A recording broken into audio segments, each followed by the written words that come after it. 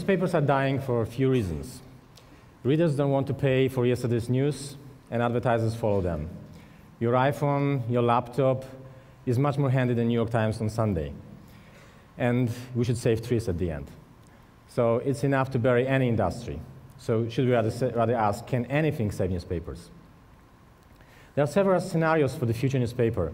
Some people say it should be free, should be tabloid or even smaller A4, should be local, run by communities, or niche for some smaller groups like business, but then it's not free, it's very expensive.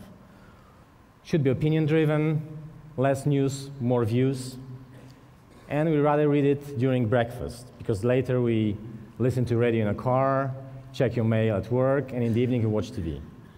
Sounds nice, but this can only buy time, because in the long run, I think there's no reason, no practical reason for newspapers to survive.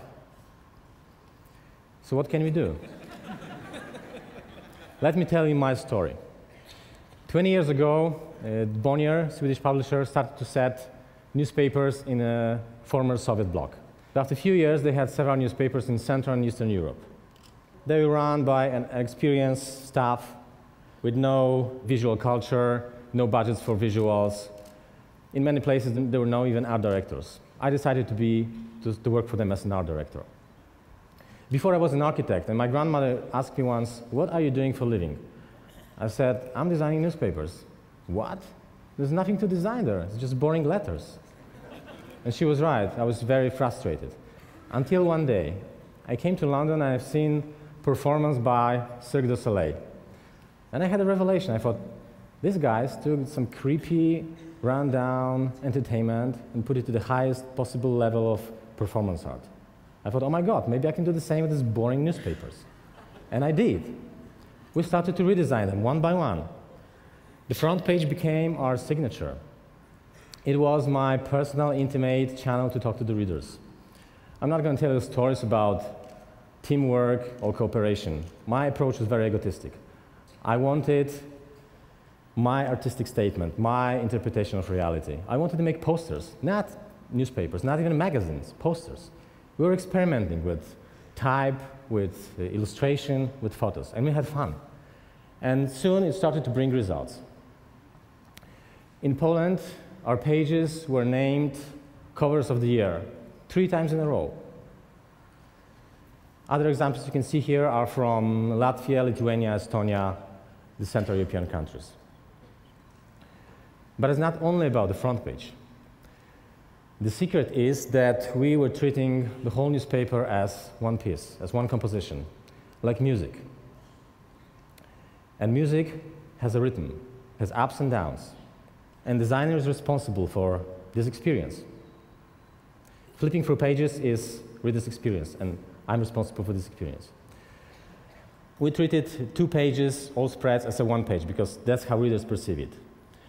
You can see some Russian pages here, which got many awards on the biggest infographic competition in Spain. But the real award came from Society for Newspaper Design. Just a year after redesign of this newspaper in Poland, they named it the world's best design newspaper. And 2 years later, the same award came to Estonia. Isn't it amazing?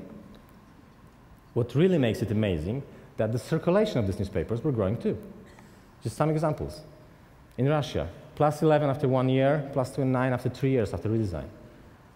Same in Poland, +13 up to 35% raise of circulation after 3 years.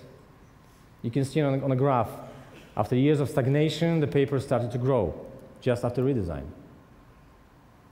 But the real hit was in Bulgaria, and that is really amazing.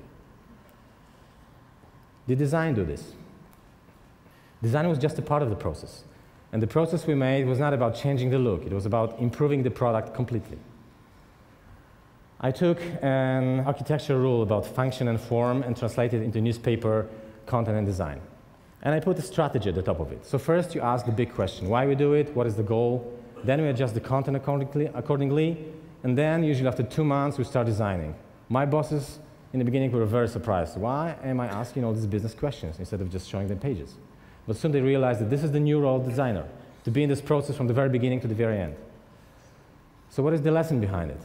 The first lesson is about that design can change not just your product, it can change your workflow, actually can change everything in your company. It can turn your company upside down. It can even change you. And who's responsible? Designers. Give power to designers.